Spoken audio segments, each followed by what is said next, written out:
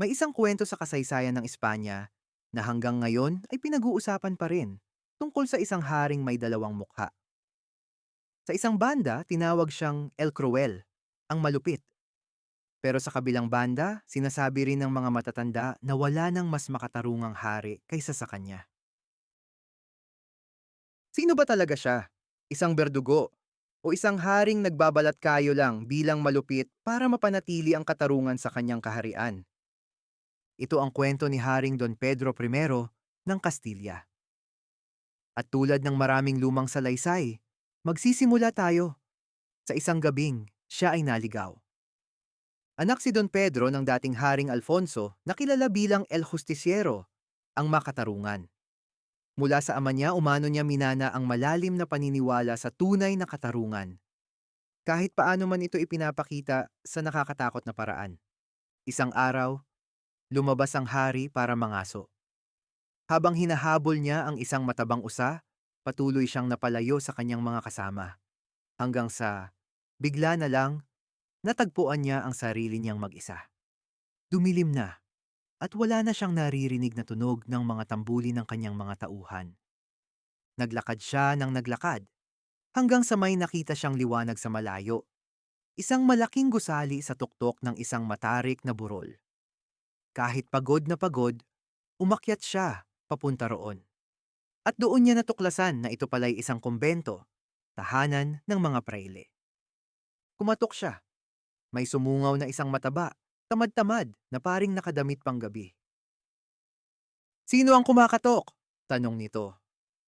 At sumagot ang lalaking naroon sa madilim, ang inyong mahal na hari. Nagulat ang buong kumbento. Pinapasok nila si Don Pedro ng buong galang. Kilala nila ang bantog niyang kalupitan, kaya't ayaw nilang magkamali kahit kaunti sa pagtanggap sa kanya. Ako'y nagugutom, sabi ng hari. 5 minuto pa lang, may nakahain na sa mesa. Isang hapunang para bang para sa hari mismo. Nagulat pa nga si Don Pedro. Napakasagana ng inyong pagkain para lang sa mga taong ipinapangako ang buhay sa kahirapan, sabi niya. Medyo naiirita. Ipinaliwanag ng pari prior na ang kumbento raw ay hindi umaasa sa anuman kundi sa kawanggawa ng mga tao, mga limos, mga handog. Anumang natitirang pagkain, ibinibigay nila sa mga ospital at ampunan. Tila kumbinsido ang hari, pero hindi pa rin niya lubos na napaniwalaan. At bago pa man siya makatulog ng gabing iyon, may itinanong siya sa pari prior na magpapalit ng buong buhay nito. Pari prior, aniya, kilala na kita bilang pinakamatalino sa buong kumbentong ito. Bibigyan kita ng 3 tanong. Kung masasagot mo lahat, pagpapalain ko ang inyong kumbento. Pero kung hindi, at dito huminto ang boses ng hari, ipapabitay kita. Narito ang 3 tanong ng Haring Don Pedro. Una, gaano kalayo ang lupa sa araw? Ikalawa, magkano ang halaga ko? Ikatlo, ano ang iniisip ko na hindi totoo? 3 araw ang ibinigay niya. Aalis muna ang hari at babalik pagkatapos ng 3 araw upang kunin ang sagot. Nang umalis ang hari, halos hindi na makahinga ang pari-prior sa takot. Nagkasakit pa nga siya sa sobrang pangamba. Nang ikalawang araw, may isang simpleng lay brother, tinatawag na Lego Portero, ang tagabantay ng pintuan ng kumbento na pumasok sa silid ng may sakit na pari-prior. Ano po ang problema? Tanong niya. Ikinuwento ng pari-prior ang lahat. At dito nagpakita ng katapangan ng simpleng portero. Huwag na po kayong mag-alalaan niya. Ako na ang pupunta sa palasyo bukas. Kamukha ko naman kayo sa katabaan. Malamang hindi ako makikilala ng hari. Kinabukasan, bihis siyang parang tunay na pari-prior at humarap sa mismong trono ng Haring Don Pedro. Naisip mo na ba ang mga sagot? Tanong ng hari. Opo, mahal na hari. Sagot ng Lego Portero ng buong tiwala. Sa unang tanong, gaano kalayo ang lupa sa araw? Sumagot siya, 847,000 legwas po. Kung may pagdududa kayo, maaari ninyong ipasukat. Sa ikalawang tanong, magkano ang halaga ng hari? Sumagot siya, 29 na piso lamang po. Nagulat ang hari. Bakit ganoon lang kaliit? At narito ang matalinong sagot. Dahil si Hesukristo mismo, na hari ng mga Hudyo at anak ng Diyos, ay ipinagbili lamang ng 30 piso. Kayo po, na anak lamang ng tao, ay hindi dapat mas mataas pa sa halaga niya. Namangha ang hari. May katwiran ka. Ngayon, ang ikatlo, ano ang iniisip ko na hindi totoo? At ito ang pinakamatalinong sagot. Ang mali po ninyong akala, mahal na hari, ay ang paniniwala ninyo na kausap ninyo ang tunay na pari-prior.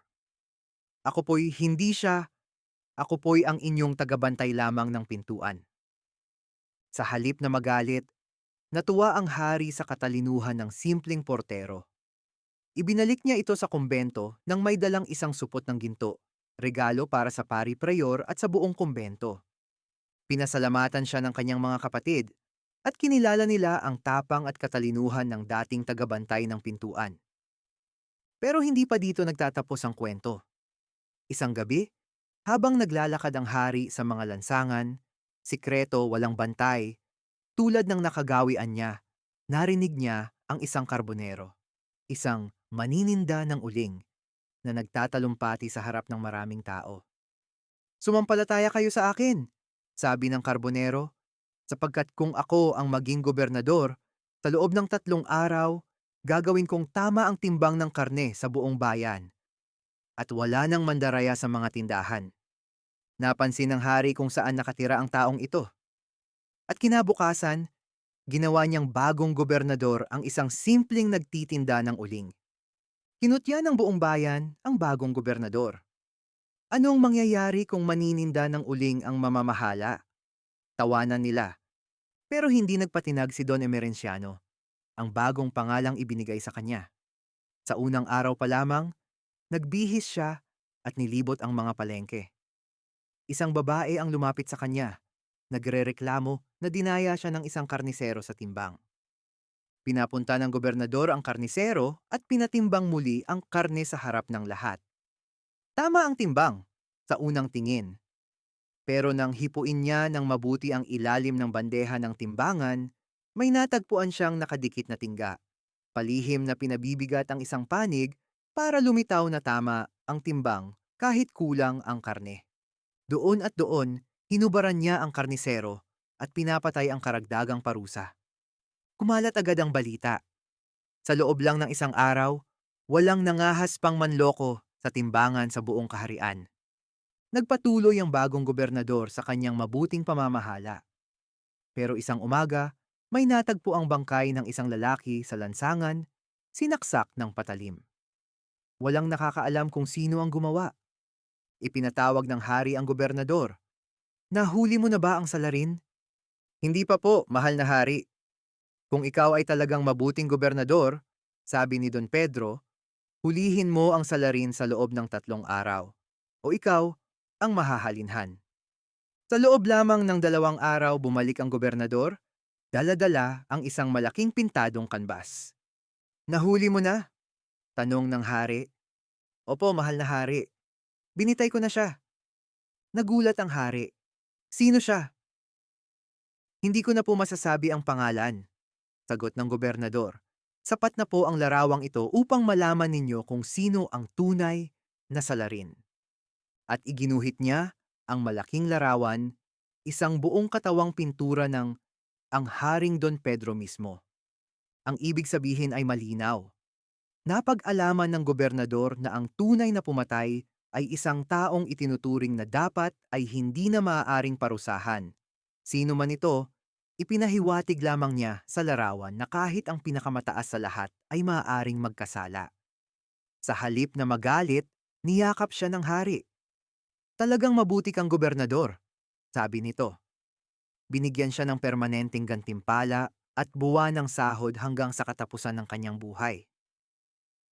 Sa huling bahagi ng kwento, muling naglakad si Don Pedro ng sikreto sa kalye, kasama ang dalawa niyang alagad. Isa rito'y si Juan Gentes, tagapagpatupad ng mga utos ng hari. Napadaan sila sa isang mahirap na bahay. May 4 na kandilang nagniningas At may isang babaeng umiiyak ng malakas. Pumasok sila. Doon nila nalaman, patay na ang ama ng dalagang naghihinagpis. At ayaw itong ilibing ng lokal na kura dahil wala silang pambayad sa mga bayarin ng simbahan. Pero may lihim na hiling ang kura na kung papayag lang ang dalaga sa kanya, agad niya itong ililibing ng libre.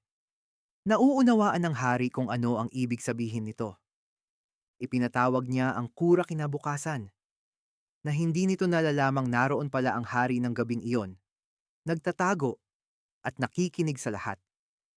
Nang dumating ang kura at inulit ang parehong panunuya, biglang lumabas sina Don Pedro at ang mga alagad nito. Kung tunay kang lingkod ng Diyos dito sa lupa, sabi ng hari, bakit ka gumagawa ng ganito? Nanginig ang kura sa takot. Kinabukasan, isinaayos ng hari ang isang malaking libing para sa mahirap na lalaking iyon, kasing ganda ng libing na para sa isang hari. Buong simbahan, mga general, mga pari, lahat inanyayahan. Hindi alam ng sino man kung sino talaga ang inililibing. Sa gitna ng seremonya, ipinatawag ng hari ang isang obispo. Kailangan pakumpisalin ng kura sa sanhil, aniya, sapagkat siya'y mamamatay. Nang matapos ang kumpisal, lumapit si Juan Dientes sa kura at bumulong. Bumaba ka sa hukay. Humiga ka sa tabi ng bangkay na inilibing mo. Nagulat ang lahat. Ako'y taong buhay, tutol ng kura. Pero hindi na siya pinakinggan. Isinabalikat siya ni Juan Dientes at ibinagsak sa hukay, tabi-tabi sa katawan ng patay na pinagkaitan niya ng dignidad. Tinabunan agad ng lupa. Doon, sa iisang libingan, natapos ang buhay ng isang mahirap na tao at ng paring sumamantala sa kalungkutan ng kanyang anak. Hanggang ngayon, hindi malinaw kung ano talaga ang dapat itawag kay Haring Don Pedro Pimaw ng Kastilya. Malupit ba siya, tulad ng ipinangalan sa kanya ng kasaysayan? O isa lamang siyang taong naglagay ng katarungan ng mas mataas pa sa sarili niyang kapangyarihan? Walang nangahas tumutol sa mga hatol niya, kahit gaano pa ito kabigat, sapagkat alam ng lahat kung sino man ang lumabag, kahit ito'y hari, kura o karnisero, may parusang naghihintay. Iyan ang kwento ni Haring Don Pedro, ang haring may dalawang mukha. At marahil, iyan din ang dahilan kung bakit, pagkatapos ng daan-daang taon, buhay pa rin ang kanyang kwento.